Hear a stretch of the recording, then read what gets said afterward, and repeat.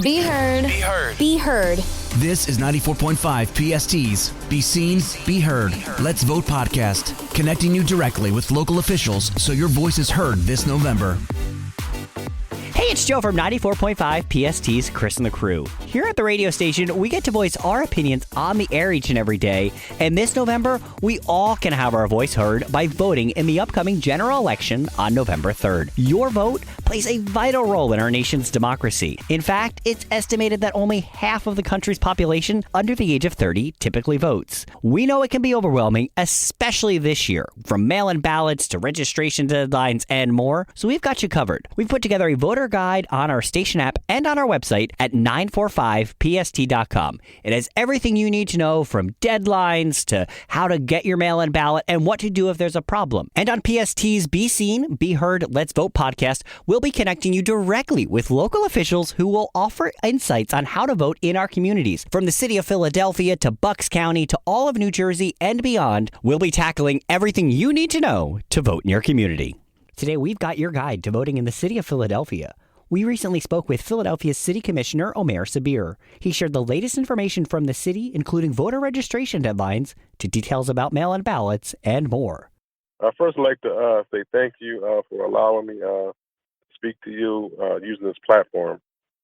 And again, I just can't stress the importance of trusted messengers to get your voting information. There's a lot of misinformation that's floating around on social media, and it's very important that we go to PhiladelphiaVotes.com, or we can go to VotesPA.com. Those are the two websites that I'm endorsing to get the latest and most accurate information in regards to your voting needs. The deadline for voter registration is October the 19th, but I'm stressing the importance. I spoke about the fierce urgency of now. So if we know any potential voters that are concerned about their voter registration, they can go to PhiladelphiaVotes.com to check whether or not they're registered. And if not, it'll take them less than 5 minutes to register. And they always can call Commissioner Sabir's office at 215-686-3462 if they need any paper forms, or if anyone is having a community event. You always can request Commissioner Sabir's office to come canvas and answer any questions for your church, for your union, any masjid, any community event that's going on. Our office very excited to come out to register people. Amid the COVID-19 crisis, there's been a lot of discussion around mail-in ballots this year. So we asked the commissioner for more information, including how to request a mail-in ballot and how safe is it to actually vote by mail. There's more chance that you will be struck by a light than to experience voter fraud. It's very safe, about a 1 in a million chance that we saw voting fraud. And, voting fraud is a felony, so definitely want to deter people from even considering it. But again, it's very safe. I just want to start off with that premise. To apply for your vote by mail ballot, the deadline to apply for universal vote by mail ballot is October 27th.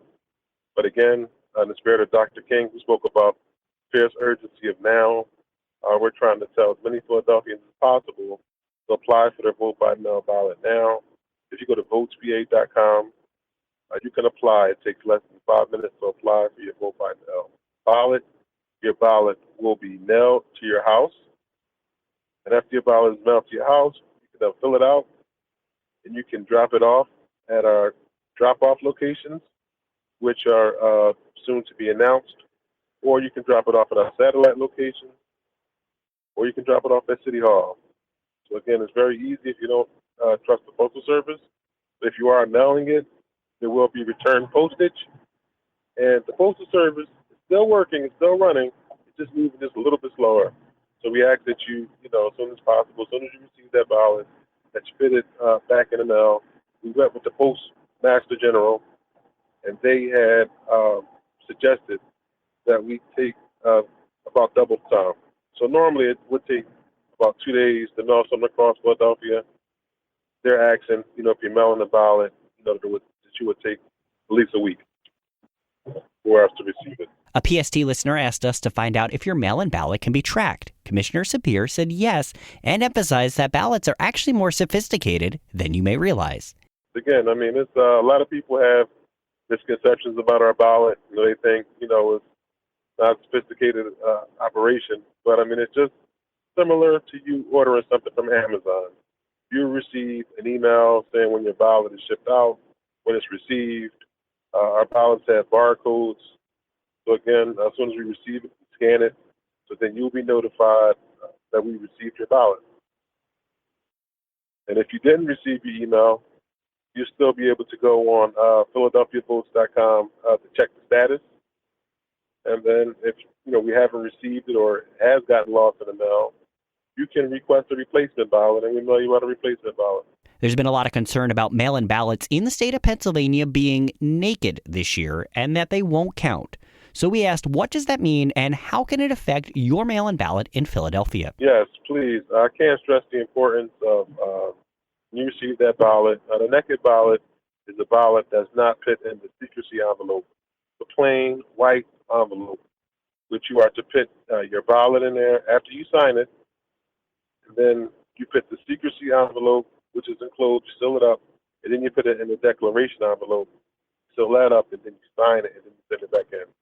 So you want to make sure that your ballot is signed. You want to make sure that your declaration envelope is signed. And you want to make sure that your ballot is in the secrecy envelope. If your ballot is not inside the secrecy envelope, we will not be able to count your ballot. That was a new ruling that came down from the Supreme Court, which changed it in the primary. Naked ballots and we counted them, but the Supreme Court has said that it has to be in that secrecy envelope.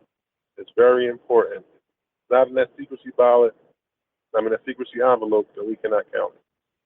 And if you have to sign your ballot as well. A lot of people rush; they don't sign the ballots. There's going to be ovals that need to be filled out. So it's just like you're taking an SAT test. You just fill in the envelope, you fill in the bubbles, and then you sign it.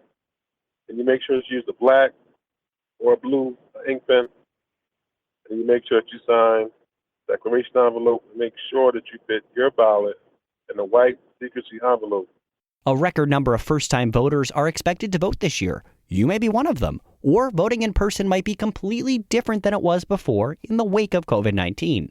So we wanted to know what Philadelphians can expect on Election Day. How do you find your polling location and more? Okay, so if you're a first-time voter,